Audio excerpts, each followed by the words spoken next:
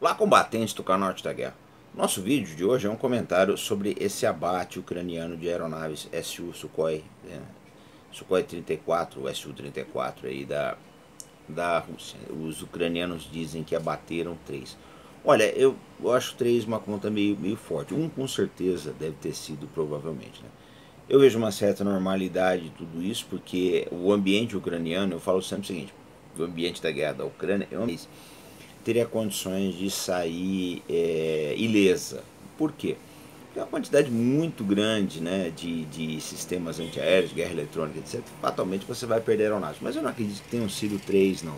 Eu acho que foi uma aeronave determinadas táticas, logo, lógico, os ucranianos perceberam isso, montaram uma trapa e o resultado é o que se segue. Isso aconteceu alguns anos atrás, na Operação Bolo na Guerra do Vietnã, quando a equipe do coronel Robin Olds, né, conseguiu enganar os norte-vietnamitas e derrubaram algumas aeronaves. Então eu vejo isso aí para vocês, tá, gente? Um conselho muito interessante. Eu vejo muita gente colocando o pitoresco, né, o burlesco, aquela coisa que aparece pra caramba, como se fosse decisivo. Não é. O que é decisivo para a guerra da Ucrânia é aquilo que a gente está vendo aí, né? Essas conferências da OTAN, etc., as viagens do Zelensky, que estão fechando a torneira. O pessoal fechou o cofre. Isso que vai acabar com a Ucrânia, essa é que é a realidade.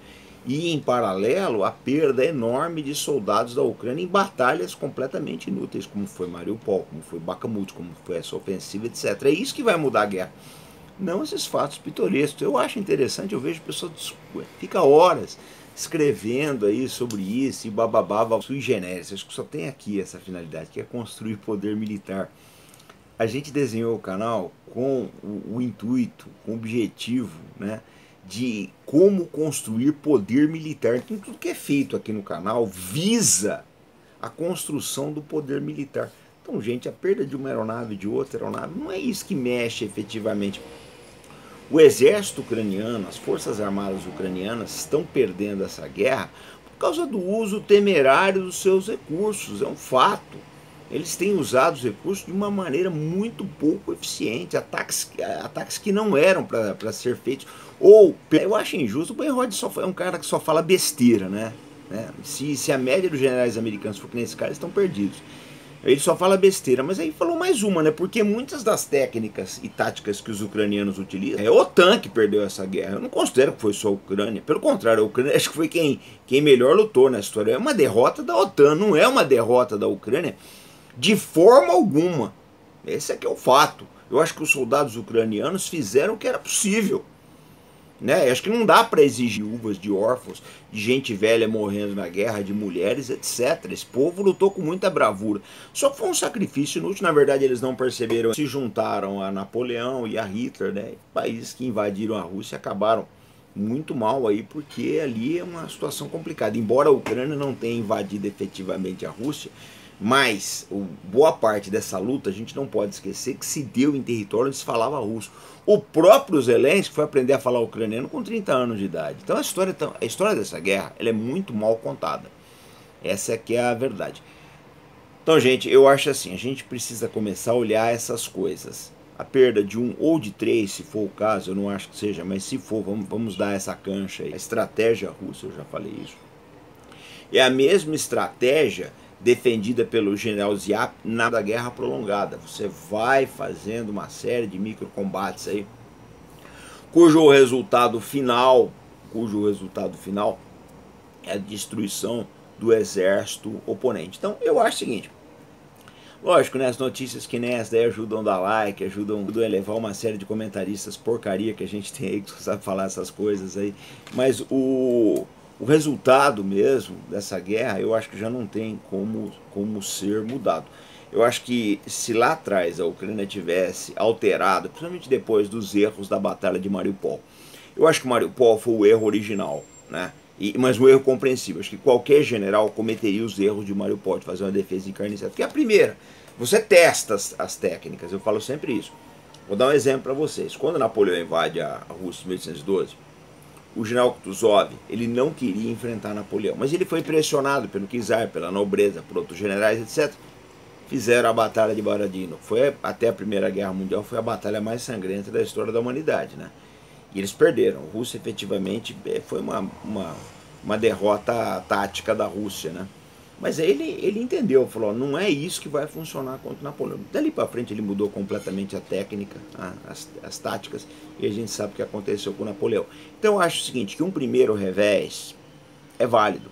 Eu acho que a Batalha de Mariupol, ela tinha que ser feita daquele jeito, não tem como. Os ucranianos estavam testando, né, o modelo de guerra, mas eu acho que ali já era para ter percebido que isso não ia funcionar com a Rússia. Eu acho que ali eles precisavam ter reformado o exército. Não fizeram, continuaram apostando nessa roleta viciada, né, do moedor de carne. E o resultado é o que se segue. Perderam 500 mil de soldados e agora não tem mais como refazer isso. Isso é um fato, não tem mais como refazer, né? O que vai acontecer é aumentar a quantidade de perdas e por aí vai. E tem uma outra esperança no horizonte, né, que é o Joe Biden confiscar os fundos de reserva da Rússia, ele deve dar uns 300 bilhões de dólares e usar eles para a Ucrânia ou para a reconstrução, para comprar armas. Olha, eu acho o Biden é uma pessoa senil, né? Eu chamo ele de Samambiden, porque ele tem o raciocínio de uma samambaia. Mas de todas as burradas que ele fez muitas, né? Essa vai ser a maior e a definitiva. Por quê? Se ele confiscar as reservas da Rússia, todos os outros países que têm aplicações no Ocidente vão ficar apavorados, falando, nossa, está acontecendo isso com a Rússia, pode acontecer conosco. Então vai haver uma debandada muito grande dessas aplicações, né, como já houve aí por outros confiscos que eles fizeram. Eu acho que o Joe Biden, ele está fazendo os furos na canoa dos Estados Unidos. Isso aí é mais um, né? Espero, né, como estrategista, espero que ele não faça isso. Mas se ele fizer, ele favorece a Rússia. A Rússia vai tomar um prejuízo, vai. Mas o prejuízo maior no fundo vai ser dos Estados Unidos, porque os outros países vai ser o fim definitivo da confiança no dólar, né? Mas como esse pessoal só vem errando até agora, eu acho que é de esperar que eles façam isso mesmo e vão mais aí avante nessa ladeira abaixo, verdadeira ladeira abaixo que tornou essa guerra da Ucrânia. Mas finalizando, esse caso do Su-34 aí, né, é compreensível, eu vejo o alarde que o pessoal faz, gente, porque a maior parte, se você olhar bem, diria que uns 95, 98% dos caras que comentam, não tem nenhum conhecimento da guerra mesmo, estudam a fundo as guerras, né? Então quando aparece um factoide desse aí, o cara, nossa, se esbalda e bababá e fala e paga essa fia. Eu falo sempre que isso parece sanfoneiro, né? Falando e blá blá blá. Mas eu não acho que isso vai alterar efetivamente a guerra, não. Eu penso assim, talvez a Rússia entre num compasso de espera nos próximos meses aí, tá? Para aguardar os movimentos americanos. Pode haver alguma coisa assim, em termos de movimentos próximos às eleições da Rússia para garantir a reeleição do Putin, mas com certeza haverão movimentos desconcertantes, né, das Forças Armadas Russas próximas às eleições dos Estados Unidos, as eleições presidenciais. Isso se a Ucrânia durar até lá.